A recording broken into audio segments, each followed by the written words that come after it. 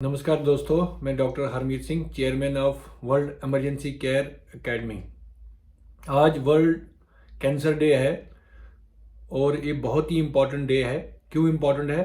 क्योंकि हम देखते हैं कि हर साल इंडिया में भी और दुनिया में भी लाखों लोग अपनी जान गंवाते हैं ड्यू टू दिस कैंसर।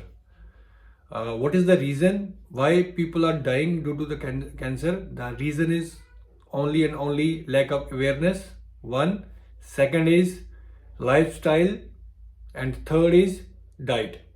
ये तीन मेन इंपॉर्टेंट रिस्क फैक्टर्स हैं जो कि जिन पे हमें थोड़ा ध्यान देना है और अपने लाइफस्टाइल को चेंज करना है, डाइट पे ध्यान देना है और अपने अंदर अवेयरनेस और अपनी सोसाइटी में भी अवेयरनेस जगानी है कैंसर के लिए।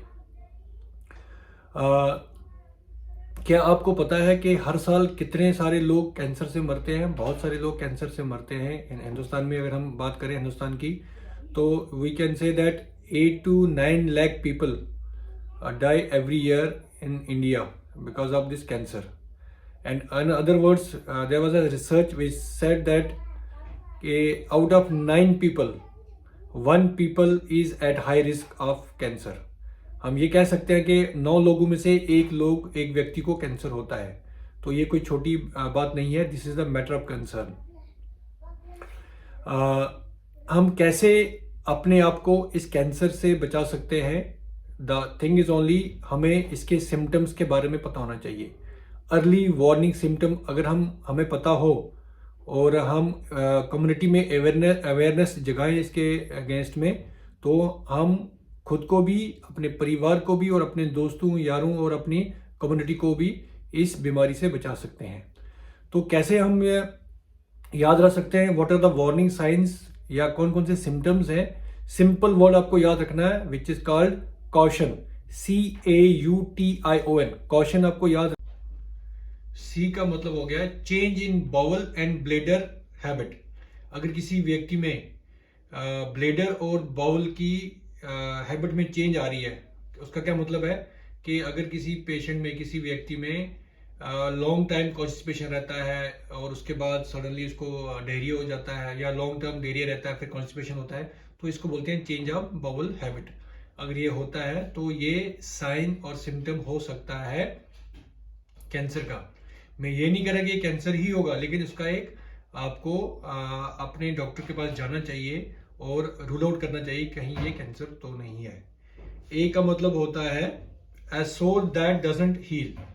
कोई भी वोंड, अगर बॉडी के किसी पार्ट पे अगर वोंड हो रहा है और अगर वो हील नहीं हो रहा है, कोई जख्म है, कोई अल्सर है स्किन पे और वो अगर हील अप नहीं हो रहा है लॉन्ग टाइम, तो वो एक कैंसर का सिम्टम हो सकता है।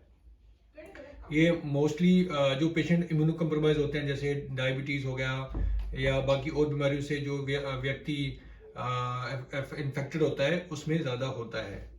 तीसरा होता है यू का मतलब हो गया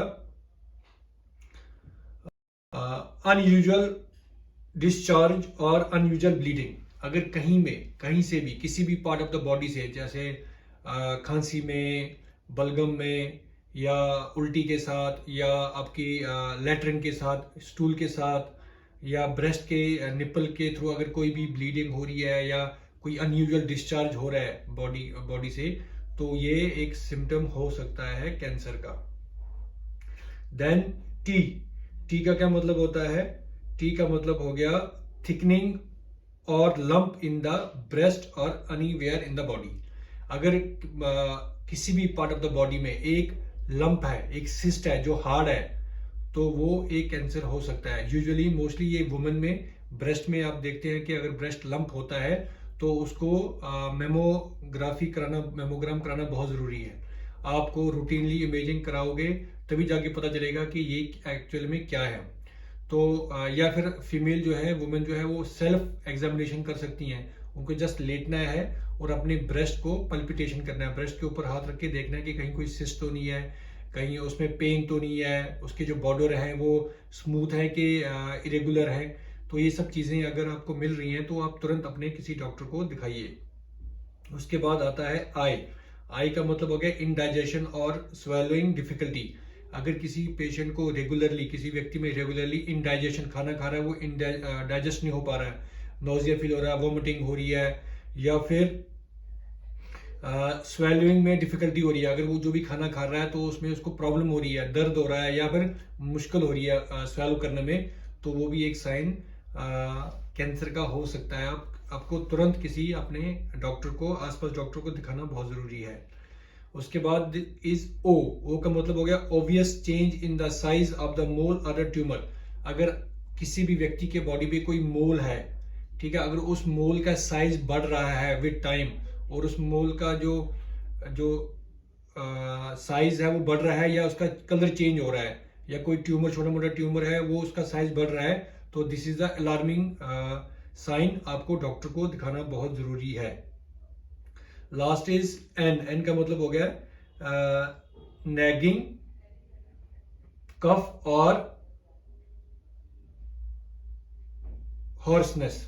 इसका क्या मतलब हो गया कि अगर कोई व्यक्ति रेगुलरली कफ कर रहा है, अननेसेसरी कफ कर रहा है, और हॉर्सनेस, जो उसके गले की आवाज है वो चेंज हो रही है, और बार बार लंबी खांसी कर रहा है और गले में कुछ चीजें अटक रही हैं, उनको लगता है अटक रहा है, और उस वजह से वो बार बार अपना गला साफ कर रहा है, तो वो भी एक कैंसर का साइन हो सकता है।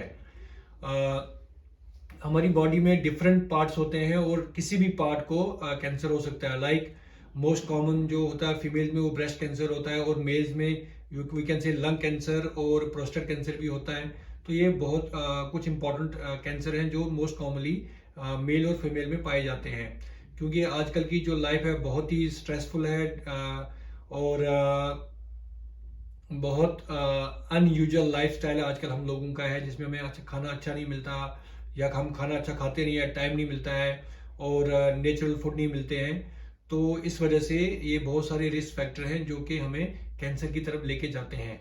तो आज का मैसेज यही है कि आप हमेशा हमेशा कॉशियस रहिए, और जो अभी सिम्टम मैंने बताया CAUTION, कॉशन, तो इसको अपने माइंड में रखिए, आप बाकी लोगों को भी बताइए, ताकि वो भी अवेयर हो जाएं, और हम खुद को भी और बाकी लोगों को भी इस कैंसर से बचाएं। Thank you ji.